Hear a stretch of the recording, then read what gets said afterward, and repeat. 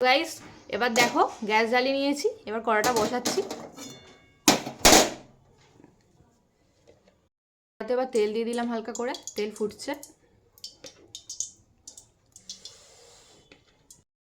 এই যে তেল ফুটতে থাকছে, ওয়েট করতে হবে তেল ফোটা অবধি।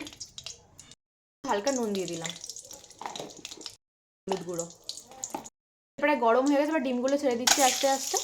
যে দুটো ডিম রেখেছিলাম ওই দুটো ডিম তেলে ছেড়ে দিলাম। ডিমগুলোকে ভালো করে ভেজে নিচ্ছি সুন্দরভাবে। কড়া কড়া করে ভাজতে পারো, যে যেরকমভাবে ভাজতে চাও সেরকমভাবে। তো আমরা একটু কড়া কড়া করেই ভেজে নিচ্ছি। ভালো করে তেলের মধ্যে দিয়ে ডিমটাকে ভালো করে ভেজে নিচ্ছি।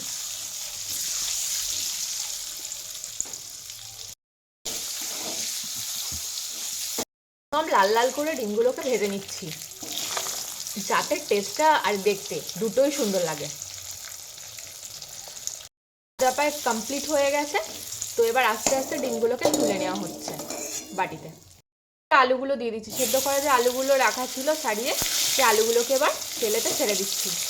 দেখো ভেজে নেবো ভালো করে সুন্দরভাবে, যাতে টেস্টটা আর দেখতে দুটোই সুন্দর হয়। ঠান্ডা করতে দিয়েছি ডিমটাকে, এবার রেখে যে ভাজা ডিমগুলো ছিল সেগুলোকে ভেজে নিয়েছি। আলুগুলোকেও সেম ভাবে তুলে নিচ্ছি।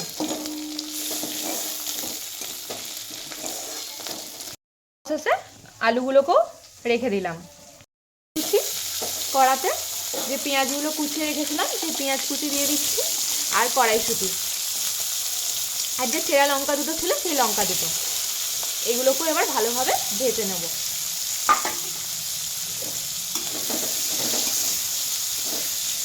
এগুলোকেও সুন্দরভাবে এবার ভেজে নিচ্ছি।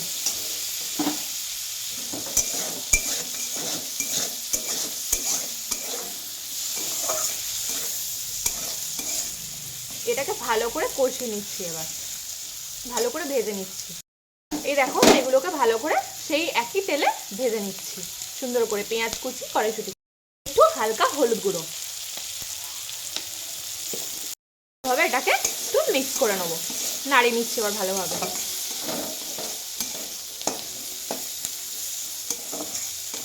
হলুদ যে কোনো রান্নাতেই দিলে টেস্টটা একটু সুন্দর হয়, দেখতেও একটু কালারফুল লাগে, তাই জন্য একটু হালকা হলুদ দিয়ে নিচ্ছি। আর কি করেছি, চাপা দিয়ে দিয়েছি, তো ওটা হোক ওটার মতন। তো এবার আমি ওয়েট করছি।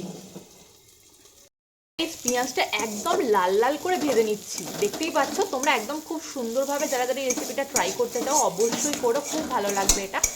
তো আমিও সেমভাবে অনেক ভালো করে পেঁয়াজটাকে আর কড়াইশুঁটিটাকে ভেজে নিচ্ছি, আর সাথে লঙ্কা কুচিটাও আছে, লঙ্কাটা চেরা আছে।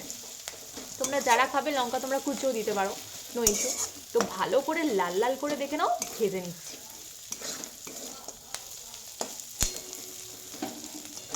তো দেখতেই পাচ্ছ ভাজা প্রায় কমপ্লিট। আর একটু তেল দিয়ে নিচ্ছি, কেন দেখতেই পাচ্ছ তেল প্রায় সব শুষে নিয়েছে, তো আর একটু তেল দিয়ে নিলাম। আর ভাজা প্রায় কমপ্লিট। এবার তেল দিয়ে ভালো করে আরো ভালোভাবে নাড়াচাড়া করছি।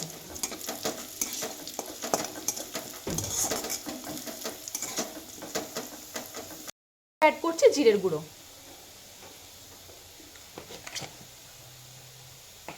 একটু অ্যাড করে নিচ্ছি পরিমাণ মতো, দুটো ছোট স্পুন দিয়ে দিয়েছি। দিচ্ছি টমেটো সস, কেউ টমেটোও দিতে পারো, তো আমি টমেটো সস দিচ্ছি। যে কোনো রান্না আমি টমেটো সসও দিই, বেশ মিষ্টি মিষ্টি লাগে, হেভি লাগে খেতে। তো তোমরা এটাতে টমেটোও ব্যবহার করতে পারো তোমাদের ইচ্ছা মতো। হালকা জল, মশলা প্রায় দেওয়া কমপ্লিট। এবার ভালোভাবে কষিয়ে নিচ্ছি, জলও পড়ে গেছে পরিমাণ মতো। এবার ভালো করে কষিয়ে নিচ্ছি সুন্দরভাবে। এই দেখো প্রায় কষা হচ্ছে, এবার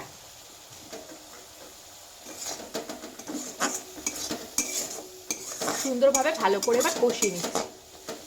যেই দেখছি তেল ছাড়ছে, তো তার মানে কষানো প্রায় কমপ্লিট। এবার যে ডিম আর আলুগুলো ছিল সেগুলো আমি আস্তে আস্তে দিয়ে নিচ্ছি।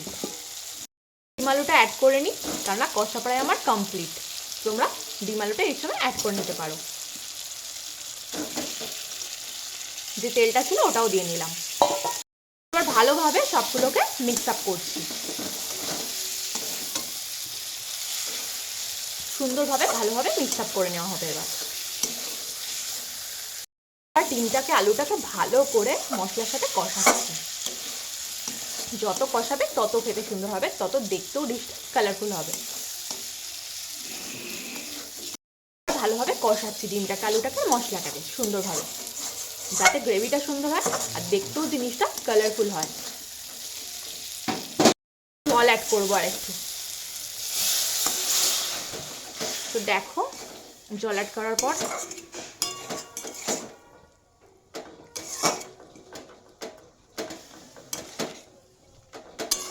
অ্যাড করে দিলাম। একটু ঝোল ঝোল হবে, যে যেরকম খাও আর কি। জল থেকে উঠিয়ে নিচ্ছি। ধনেপাতা কুচিগুলো এবার ওর মধ্যে দিয়ে দেবো উপরে।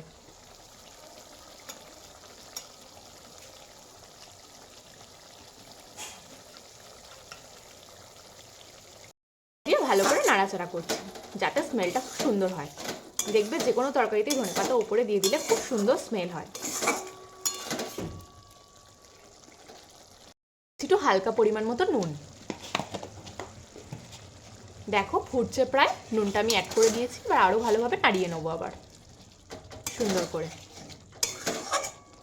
সামান্য টেস্ট হওয়ার জন্য দিয়ে দেবো সামান্য একটুখানি চিনি, দিয়ে ভালো করেও নাড়িয়ে নিচ্ছি। টেস্ট আনার জন্য দিচ্ছি গরম মশলা। তো গরম মশলাটাকে পরিমাণ মতো দিয়ে দিচ্ছি। যদিও সেম ভাবে নাড়িয়ে নিচ্ছি।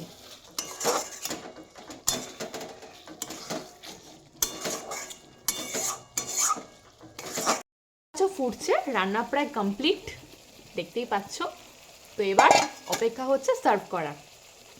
পাচ্ছ হয়ে গেছে, এবার আমি গ্যাস বন্ধ করে দিচ্ছি।